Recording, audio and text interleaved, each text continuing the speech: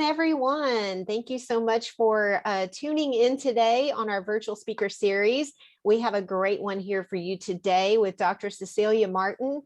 She's going to talk to us about leading after the pandemic and holding on while letting go. I'm really looking forward to this, Dr. Martin. I think it's going to be amazing. And I just want to tell all of our viewers today to please make sure you log in again next Thursday on the 23rd. It is our final speaker series session, and it will be at 10 a.m.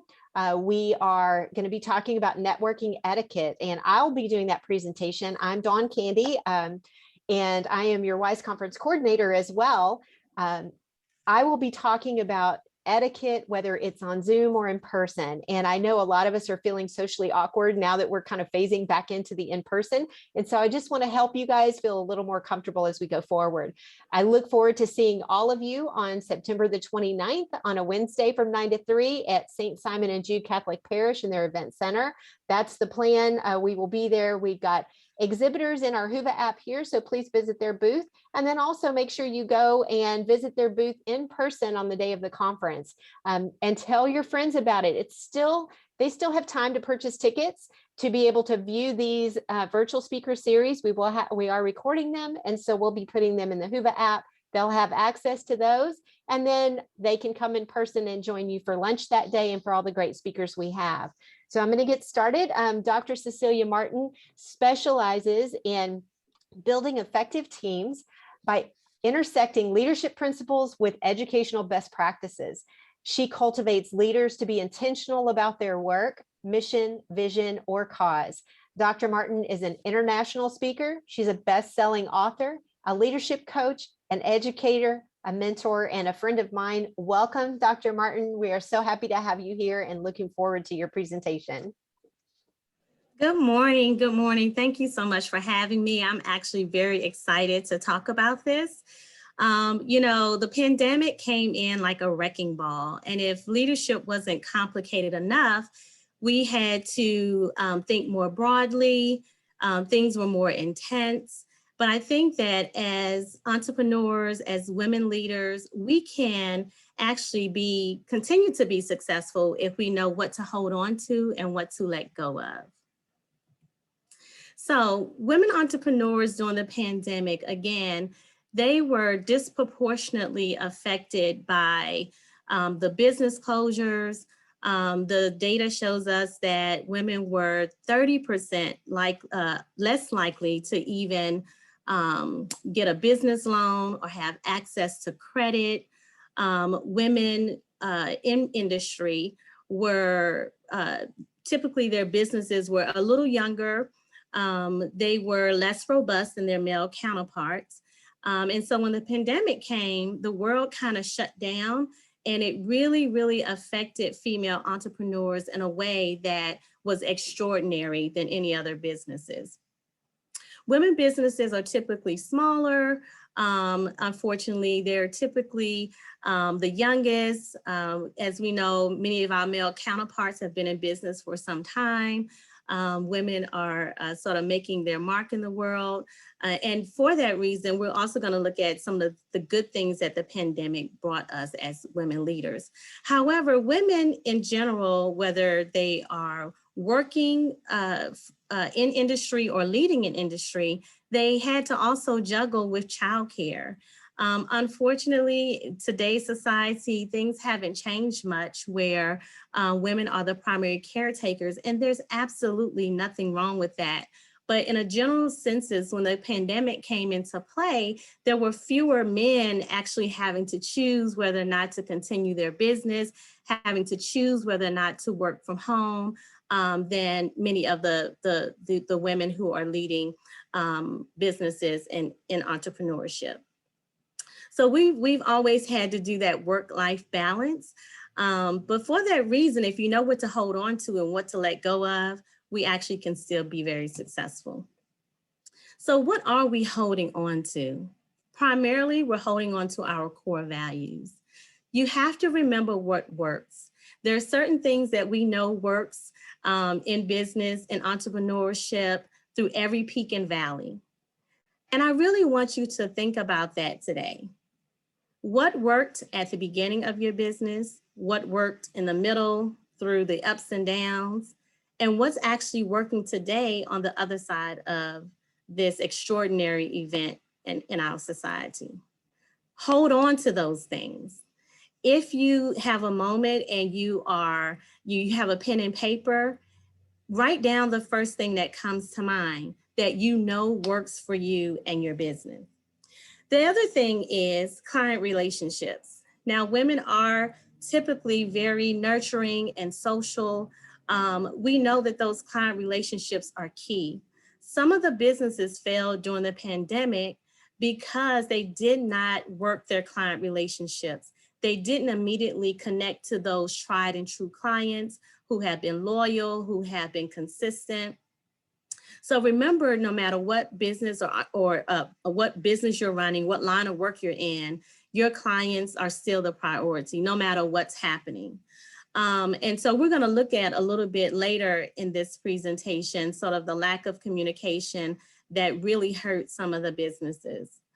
Hold on to your core values. So when you started your business, you had a vision or a mission, you had a cause. What got you into entrepreneurship in the first place? Any person who's running a business is taking a risk. We know that. There's so many risks involved. But when you go into line of work for yourself, or whether you're leading a company or you're in management, you go into it because of your passion and your vision, because people saw that. So even during the pandemic, some people, unfortunately, were so discouraged that they lost sight of their vision, their true north, as people say. They lost sight of their cause of why they came into business in the first place. You have to hold on to your core values. The other one is the basics, okay? The basics of any business, of any entrepreneurship, of any leader, of any management, right? Or any manager, which is accountability, which is flexibility, which is leading by example, which is being adaptable. So making sure that you're holding on to those core values. Now, letting go. This was really hard, I think, and still is for many of us, in the sense that we have these sort of norms that we've created in our work environment, in our setting, right? We have our personal values that we bring to the workplace, and we have organizational values and norms that happen in our workplace. When the pandemic came, many of us had to shift so drastically that because there was no place to land in, if you will, there was no place to separate your personal values, because now you're working from home, you're working via satellite. So you're trying to distinguish between the two. Now, what are my personal values that I'm holding on to? What should I let go? Well, first thing you have to let go is the traditional method of how. Folks, if we're still trying to do things today that worked 10, 20 years ago, even 3 years ago, even 2 years ago, we're already behind. You have to let go of the traditional method of how to get things done. You have to come into the information and technology age in some way. Prior to the pandemic, I didn't do a whole lot of video conferencing. In fact, I traveled around the world, so that was cut down. And I was videotaped. And I'm one who never watches my own videotapes because I can't stand to hear myself talk. And I don't like to see myself. It just makes me nervous. I feel like I jinx myself, right? But in this world of post-pandemic, hopefully post-pandemic, you have to get into technology. If you are not thinking of new ways to meet with your clients, to talk to your customers, and to be effective in that way, to how you're housing your data, you are already behind. But it's okay, because we're learning what to let go. Google Docs, for example, Google Suites is a whole platform where you can get virtually or digitally organized, okay? So, and let go of the 9 to 5, the traditional 9 to 5. We all know, if you've ever been in business for yourself, that if you have kids, if you have a pet, things go awry very quickly. I remember when I first started as an entrepreneur, and I was working seemingly around the clock. And I actually missed my 9 to 5 because I thought, well, I don't have a lunch break. I don't have a vacation day. My kids will be sliding me notes under the door, circle yes or no. Mommy, can we do this? Circle yes or no. Because that 9 to 5 mentality does not fit in the life of a leader, period. Even if you're working in a physical structure, even if you're not working for yourself, we know that the hours are long, but they are purposeful. So you have to let go of the traditional how you get things done. You may work early morning, you may work late at night, and it's okay as long as you're communicating with your team or your staff, okay? The setting, please let that go. This is a beautiful thing because now we can Zoom, we can talk, we can have conference meetings, beachside, in the backyard, at a cafe, in the park. Take advantage of that now while people are acclimated and used to that. Take advantage of the different settings. You can work from anywhere. You know, I've done virtual conferences now. I'm housed in Houston, but I've done them from California. I've done them from different states. You know, at the hotel lobby, you know, I'm at home right now. And that's the beauty of it. So make sure that you let go of the setting of the how and the when, okay? And the identification of who. If you haven't learned anything during this pandemic, you probably have recognized that either your staff or your colleagues have different skill sets. It's okay to tap into that. One person who may have been sort of a loner now becomes the lead person to corral the staff online and do the huddles. I know that to be true in one setting where there was the manager was so busy trying to figure out the how and the when that they actually tapped someone else to do the team huddles twice a week, okay? So let go of the traditional who. Maybe someone else is better with technology and they can help you and serve in different ways. So please, please make sure that you're tapping into some unique talents. Some people have natural bubbly personalities online, and they were leading sort of the social aspect of it all, keeping people, making people feel connected, making phone calls. So let go of the who. Concealing information. You know, sometimes when we work in leadership and in management, we conceal information for a good reason, you know, because we're so busy trying to make strategic decisions. We're so busy thinking about the long game, or we're so busy trying to protect our staff from things that they don't have to worry about, that we conceal information. But in this day and age, you have to be a little bit more transparent. Let go of the concealing information. Let them know you don't have all the answers and it's okay. We'll figure it out together. We have all built this airplane in the air called post-pandemic. So make sure that you are being a little bit more transparent, even in leadership, because then you'll find out what folks are made of and who's willing to help and chip in. All of this is really about the status quo, okay? Nothing will be the same ever. Even if we get past this moment, there'll be something else. We don't know what that is, but time has told us that things will change. And that is for sure. One thing is for certain is change. So we've been thrust into this environment. We need to take advantage of it, and we need to know what to hold on and what to let go of. So the wonderful thing about the pandemic is that it has done wonders for women, right? First of all, women-led countries have fared better during the pandemic than any other countries. So women-led countries like Denmark and Finland, Taiwan, Germany, they all fared better during the pandemic. What does that tell you about women in leadership? It tells you that we know, I was just telling Don earlier, we know how to perform in the greatest show on earth. We know how to juggle it all. So use that to your advantage. Tap into who you are, who God made you to be as a woman. We know how to be Martha and Mary. We know how to, have to do the chores, cook and clean, and we also know how to care for ourselves and for others. So be Martha and Mary. Work with your right and your left hand. As a result of the pandemic, there are more women on there. I think all the Fortune 500 companies, yes, have females on their board, but 41 of them are led by women. That is historical for every S&P Fortune 500 company to have a female on the board. So the world is listening too, because they know they need us, right? We know they need us, but now they know they need us. We also know how to work better remotely. You know why? Because we know how to do it all.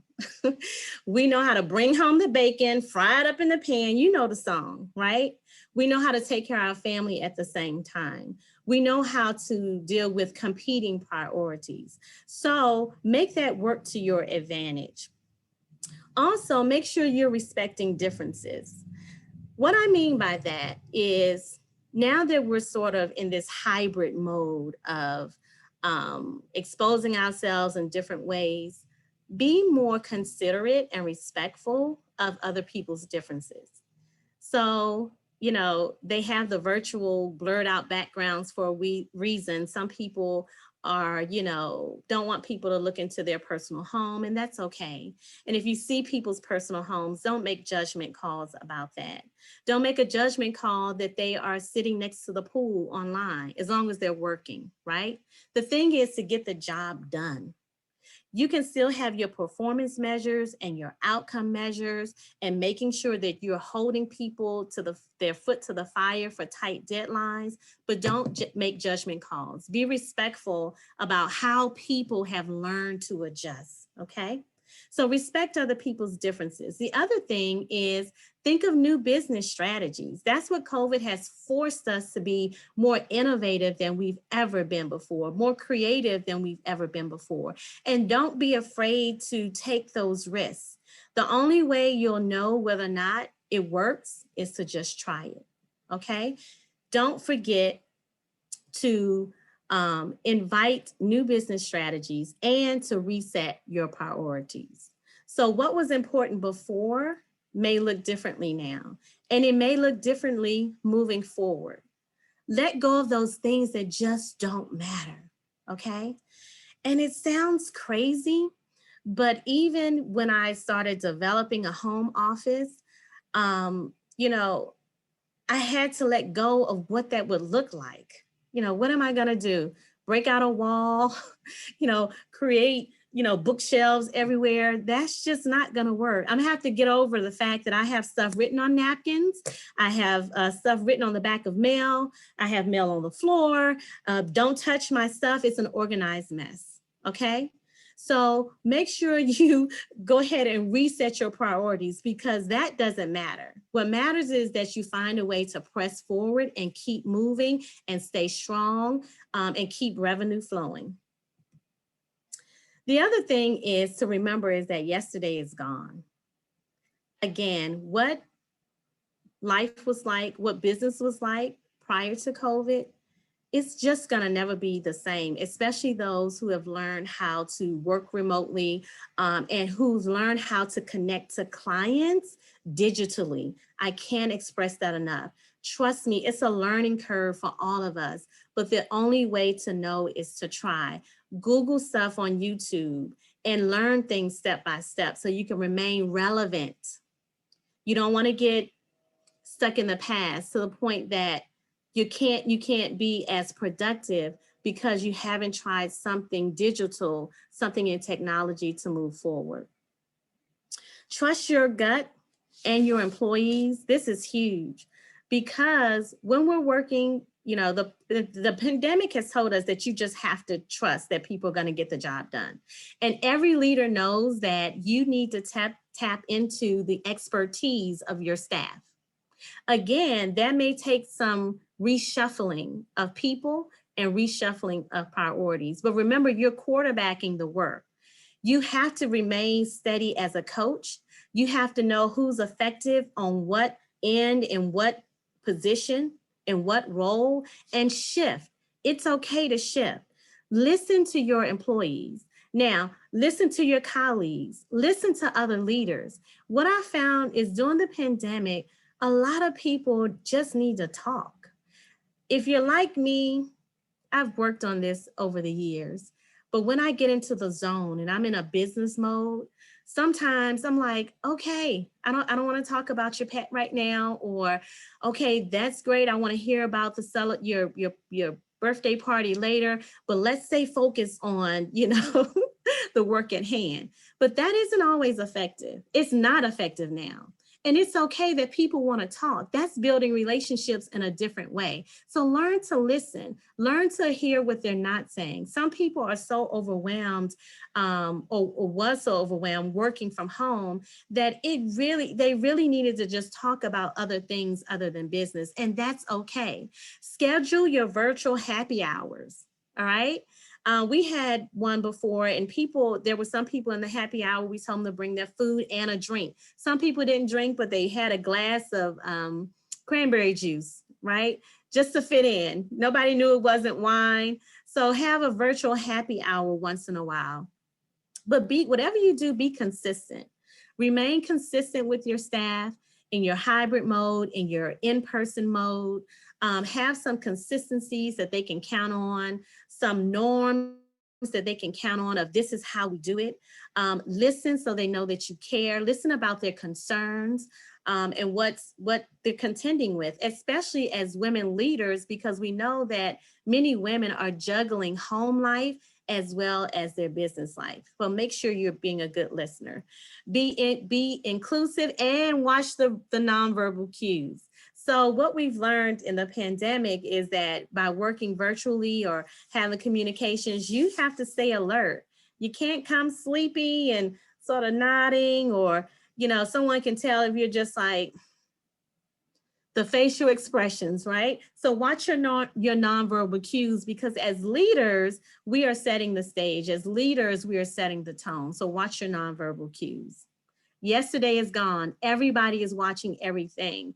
In the past, these things may not have had been under a microscope, but they are now. What we've also learned is that we have to be strategic decision makers as usual. So we have to think about our career, we have to think about our staff, we have to think about our family, but we also have to think about other options. We no longer have to choose. That's the beauty of it. We no longer really have to choose between our career and our family. If we work the magic of what the pandemic taught us, that actually isn't all bad, right? Take advantage of those moments. Make sure that you're being strategic now in how you maneuver and how you work. We no longer have to choose, ladies. We no longer have to choose. I remember feeling a decade ago how stressed I was having to choose between my family and my job. But now I'm kind of learning a balance. I can do them both. If I'm not bolted down to a 9 to 5 mentality, that maybe I'm going to get up and work early. There is no such thing as a scheduled lunch break. What's that? You eat when you can. I can also be creative in when I sleep and when I don't. So make sure that you are being strategic about your decisions when it comes to staff, when it comes to family, when it comes to your career, because you really do have more options. Now, I love this chart. It says innovation is 1% ideation, 9% evaluation and polishing, and 90% implementation. Innovation is people creating value by implementing new ideas. So again, shifting with the times. You have to be an innovative leader. You have to try something different. Now, again, with the technology, if you haven't designed a database other than your cell phone to connect with your clients, if you're not using, what is it? I think it's called monkey mail, chimp mail. If you're not using constant contact, if you don't just have an email list where you can blast everybody at the same time, you're already behind. Get organized in the digital world. You can do this. And it's wonderful to have, because then all you have to do is keep adding to that database. So make sure you're finding a way to communicate with your clients through technology. Communication is key. How you communicate. Oh, there's one group that has a meeting at 1 o'clock for 15 minutes every single day. At 1 o'clock for 15 to 20 minutes every single day. But it is the most unfruitful meeting on the face of the planet. It turns out to be where it's just people checking in, talking about what they saw on TV, talking about what they ate last night. And it's supposed to be a business meeting. So listen, when you communicate, make sure your communication is meaningful, is targeted, is purposeful. Because what you don't want to do is overload on communication either. There is such an aggressiveness now in the digital world when it comes to communication because of the pandemic. I mean, everybody is on Facebook, everybody is on Instagram, everybody is on Clubhouse and Snapchat and YouTube or what have you. So you don't have to be competitive. You just have to be meaningful and purposeful and targeted in your communication. That's what the pandemic has taught us. When you communicate, have something to say. And again, that goes along with the scheduling. I was reading an article the other day where this woman was suing her company because they were trying to have Zoom meetings at midnight and at 2 o'clock in the morning because the boss thought what he or she needed to talk about was so important. And I remember having, I call it the BlackBerry PSD. For those of you who remember the BlackBerry, where the little red light used to go off all the time. I remember having a high position in DC. I'm in Houston now, but I used to live on the East Coast in Maryland, and I worked in DC. And the light of the BlackBerry would go off at all times of the night. And it would just make me so nervous and stressed because I knew that someone needed me to respond to an email. So why don't you think about how you're scheduling your communication? Maybe a rule of thumb is you don't send emails out after a certain time or during a certain block. No communications during a certain block so that people don't feel stressed when you communicate to them. What else we learned? I think we've covered this about communication that's honest, that's purposeful and consistent. So what now? Listen, if you can't teach, if you can't do, teach. Remember, that used to be a little bit of a joke, right? They said people who can't do, teach. And that meant that was not like a flattering thought. But now, oh my gosh, look at what we're doing today. We're in a virtual conference. We're in a virtual session. People are paying to attend. If you haven't tapped into that vein with your own work, you're missing out. The pandemic has taught us that we most certainly had better teach something online, Zoom call, conference call, something. And you don't necessarily have to charge for it, but that's a way of staying relevant and staying present to your clients and your audience. You should figure out today, again, if you have your pen and paper, I would love for you to write down 2 or 3 topics that you can actually teach your clients or to the general public via Zoom. I think by now we all are comfortable with Zoom enough to do that. If you can't do, teach. Because what will happen is those same folks will remember what they learned from you and they will become faithful clients. And not only will they do that, they will refer your work. So if you can't do, teach. Oh, the celebrities tapped into it rather quickly, didn't they?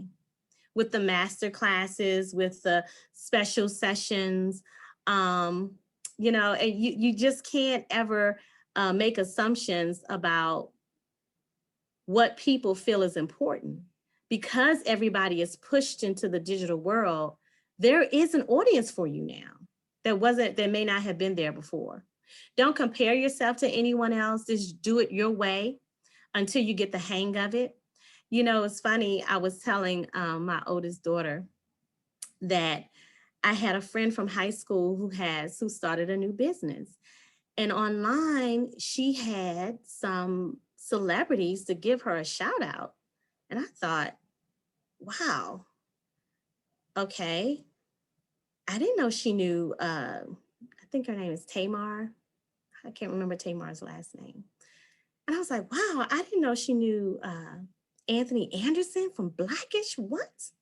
He gave her a shout out. And then, my daughter said, Mom, you do know celebrities are paying now to give, you can pay a celebrity to give you a shout out about your business or your birthday. And I said, what? She said, yeah, it's an app called Cameo. It's an app called Cameo.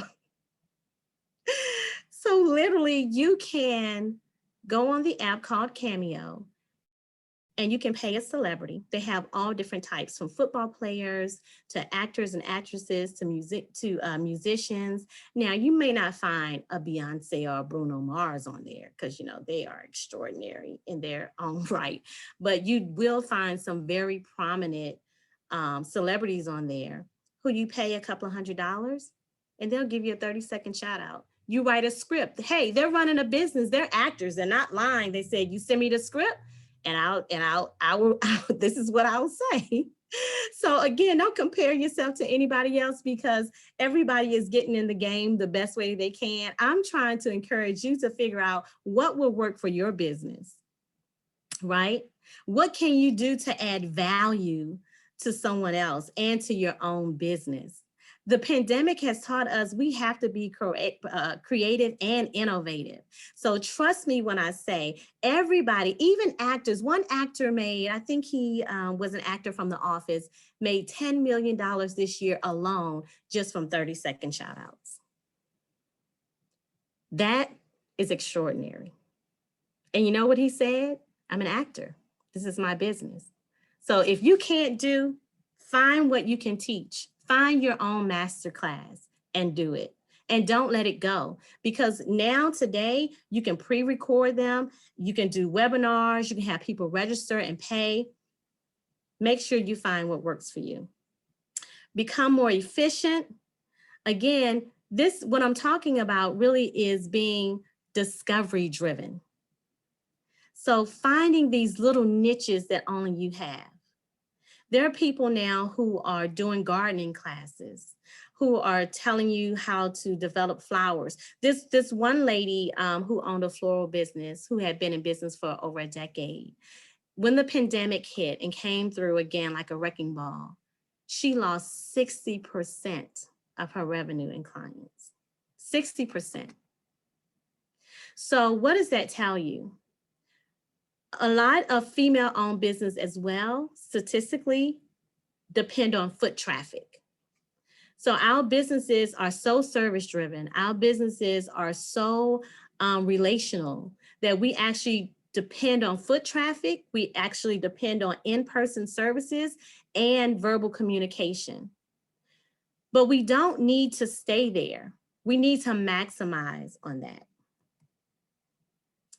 The other thing is some of the final thoughts. Be prepared no matter what. Our world has taught us that things will constantly change. If you are set on going back to what you were doing and settling in there, you may not be as successful as you think. It's not just the pandemic anymore. Look at the natural disasters that are happening all around us every day. You don't know, you never know what God is gonna, whip through your state, through your community. And so you have to be prepared for that. And that is, again, being Mary and Martha, knowing what works. So don't completely go back, but trust your gut, okay? We talk about how insanity in relationships is doing, or in any line of work, is doing the same thing over and over again and expecting different results. Well, the same is true in business. If you have not shifted, if you have not determined where you can add value through every peak and every valley of your business, you're not going to be as successful as you can be. If you haven't determined your special niche, what is it? What need do you feel? That's what business is all about, really. What is your uniqueness? What is your specialty? Someone is asking a question. Can you answer it with your business, in your industry, in your line of work? What makes you head and shoulders above the rest? What makes you unique in what you do? Don't forget those things. We have to make sure we maximize it now. We're going to let go of the old traditional ways of doing things, the old traditional way of thinking, the old judgment calls, the old settings, but we're going to hold on to our core values, our mission, our vision, our cause, our tenacity, our adaptability, our leadership, our management, all of these things, the basics, the tried and true, and trusting your gut. You know what works. When something doesn't feel completely right, pause. Because some people went out on a limb and lost their business. Some people went way out on a limb and lost their position or their job because the company did not see value in what they were bringing. What I'm saying is trust your gut. Know who your allies are in business. Be creative in your partnerships. Be creative in your communication and remain flexible. Find your peak season. If the pandemic has taught us nothing at all, you have got to find your peak season, your special audience and their trends, and when they need your work and your services, and when it's on the downslope. Now, we saw that, or we knew that. That's how we got into business, right? But in this virtual world, there's so much aggression out there in terms of getting attention. You just have to know now the digital trends, what's trending now, what's hot, okay? And remain balanced. Above it all, take care of yourself. Take care of your staff. Let them know that you care, even if you don't see them all the time. Find creative ways. Some companies have started sending out digital gift cards, digital cards altogether for someone who's gone through bereavement, when they've had birthdays. Make those digital cards. Again, it's all about working smarter and not harder, okay? And some final thoughts. I'm sorry, I'm just checking the time because I wanted to give time for questions. Some final thoughts. Ladies, embrace your superpower, which is simply being a woman. I love this picture of the new Wonder Woman. The other one is so iconic. I wanted to put her picture up, but some people have just overused it. But we really are wonderful in our own right. We have special gifts and talents that our male counterparts don't have.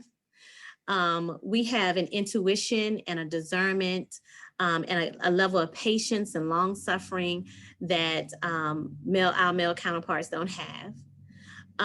We know how to balance family.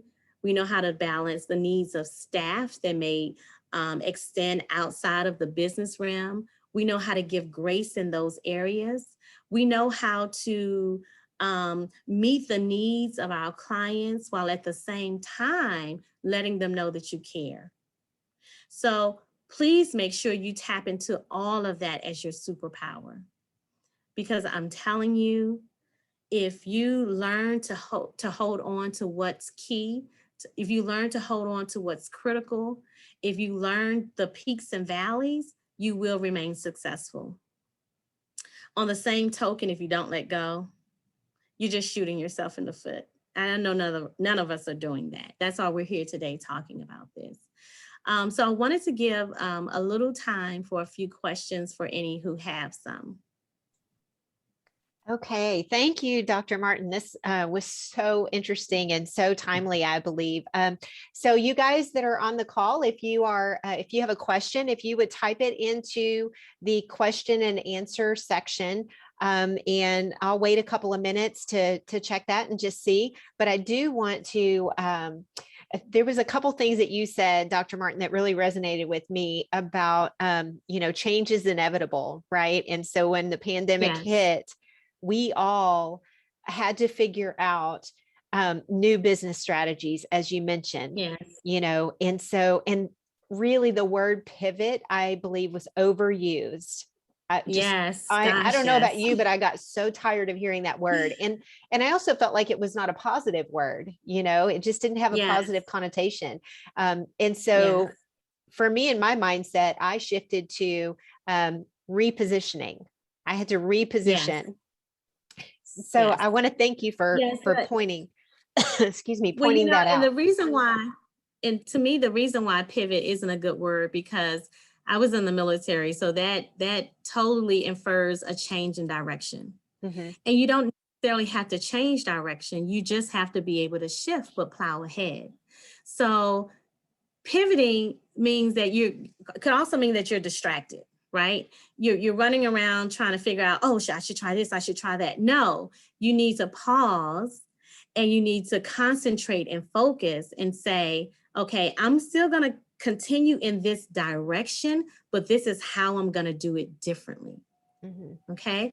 So pivoting is not necessarily, like you said, a good thing. Some people pivoted and they lost their way. They lost their business.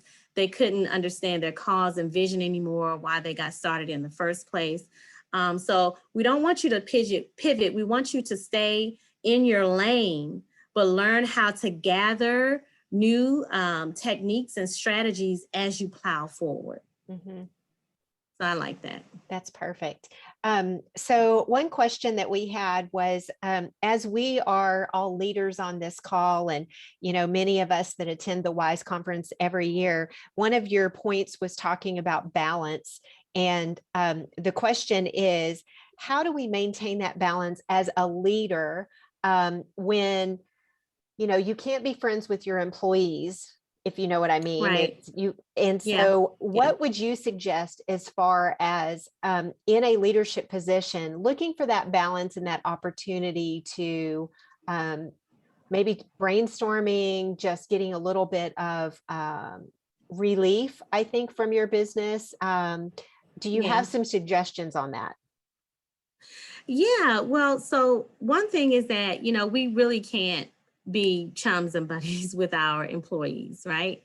Um, but I think in today's culture, we have to let them know that we care. And for me, I found the most effective way to do that is to actually schedule care time. I know it sounds crazy, not just care time for your staff, but care time for yourself. So there may be a certain time of day of the week for an hour or two. Well, I'll just call and check on folks just to see how you're doing. So at least they know that at some point they will be able to express a concern. It may Mhm. not have anything to do with your job or with work, but it's affecting their work or their job.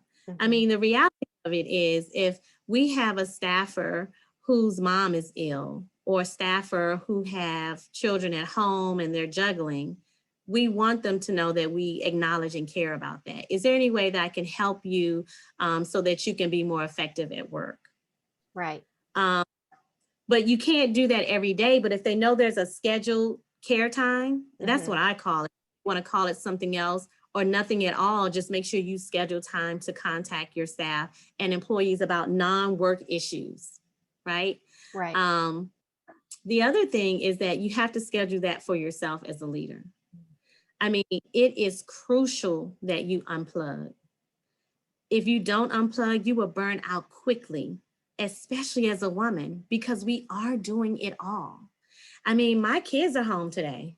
I told them I'm in a conference. If you're walking by, please step lightly, you know, don't turn the TV on back there. You have to find a way to unplug and bring balance. So I have to schedule care time. There's a certain time of day. It's normally early in the morning, like between 4:30 and 5 for me. For some people, it may be later at night because they're night owls or what have you. But I just need to hear my own thoughts. I need to have my coffee. I need to see the sunrise and hear the birds chirping. You have to do that daily, not weekly, long gone, or this, this elaborate vacation, right? Because we can't even travel as much as we want to per se, So you have to schedule that daily for just 1 hour. Schedule care time for yourself and schedule at least 1 or 2 hours per week with care time for your staff. It doesn't have to be everyone, but just some folks who may have been calling in lately, folks who are struggling with things, but you kind of need the work done, but you don't want to seem insensitive. So schedule time, care time for yourself and for your staff. So one of the questions that just came in about that is texting your staff okay to check in with them? Absolutely. I'm telling you, texting takes all let me tell you, first of all, people love to text. Think before you hit send always, whether it's text or email, but it takes all of the labor out of it, right? Because you can even write a text, whether it's in your notepad on your phone, you can draft it in an email, and you can copy and paste it to your staffer. It is perfectly fine. And people love that because you know what? It feels awkward too for some staffers to talk to their boss. It totally does about something personal. If you want to send a text and say, hey, I'm just checking in with you. I know you've been absent lately. I hope all is well. Let me know if we need to schedule a conversation. Otherwise, I hope everything works out for you. And I look forward to seeing you tomorrow. Something caring. Mm-hmm. Or, hey, I'm aware that you lost a loved one, or I'm aware that you're juggling with kids. I'm just checking in to see how the balance is coming. So you can control how the conversation goes based on your responses, but absolutely text because it takes the labor out of it. Sometimes when you're on the phone, people feel compelled to have a conversation, and you don't have that kind of time as a leader. You just don't. Yeah, that's wonderful. Thank you so much. Yeah. I'm going to remind you guys again, if you could put any questions in the Q&A section of the Whova app for me. One of the other things that you talked about was if you can't do, teach, and yes, and coming up with the 2 to 3 topics. I talk to women in business all the time, and not necessarily entrepreneurs. Many of them work for other companies and things, but in talking to them, I believe that's a way to promote you and your business by putting on these webinars or some sort of seminar type of thing. And I appreciate that. Could you touch on just a little bit though, because I want to hear your response to this. Does the 2 to 3 topics that they could teach necessarily have to do with their business? No, not necessarily. It doesn't have to necessarily do with your business, especially if you have an expertise or a passion in a different area. Yeah. By virtue of you talking about those passions or the other expertise that are sort of in your bag of tricks, it will actually naturally draw attention to your business. Yeah. I would encourage you, because also people will see you as a human being, not just a business owner. They will also see you as not someone just trying to close a deal out of the situation or out of the, just advertising. No, absolutely not. You should definitely tap into your other passions, develop a short webinar or seminar, invite your friends to attend, and it will quite naturally roll over into your business. Again, some people have created second businesses as a result of their other passions. Some people have actually built a whole different audience as a result of their passion. So it doesn't have to relate to your business at all. In fact, it'd be great if you had 1 or 2 that did not. People just sometimes want to be encouraged. Some people want to just enjoy the light passion that they have with you. It may be flowers, it may be painting, it may be decorating, it could be exercising, right? Some people I notice have been posting their weight loss journey. And as a result of that, they've tapped into a whole different audience that they would have never tapped into just by talking about their business. So you'd be surprised the new allies you have, and the new partners you'll develop by talking about and creating a webinar or a Zoom or an activity online that's not related to your business. That's highly encouraged. Yeah. Highly encouraged. I think that's great feedback, but I think a lot of times we think with blinders on, and we think, oh, okay, this is my industry and this is my business. I've got to talk about something that has to do with that. So I think you've probably just opened everyone's mind up to all the possibilities available to them. Oh yeah. So I think that's wonderful. And the other thing about that too is when you do it that way, you're not necessarily on. You don't have to feel like, oh, I have to present a certain way. I have to do it this way. You will find that just being on and being yourself will make a world of difference. When you're not talking about business, people can see another level of authenticity that maybe you don't naturally display when you are, you know, coming from the posture of the CEO or the leader or the manager. So make sure there was one gentleman who had a passion for fishing. And he just started going online here and there, Facebook Live, or doing a short video on his fishing excursions. As a result of that, he got hundreds of people that he connected to just from that passion. But he does economics, right? So now people want to know more about him as a business person, and he's built a whole new clientele just by virtue of his passion. So please, please do that. Perfect. Okay, let me see. Somebody commented that, excuse me, I got a little choked up, that sending quotes are also appreciated. Whether it's a positive quote, I think that's what she means by that, I'm going to assume. Mm-hmm. But sending some sort of words of encouragement. I love this that's on the screen, be your own hero.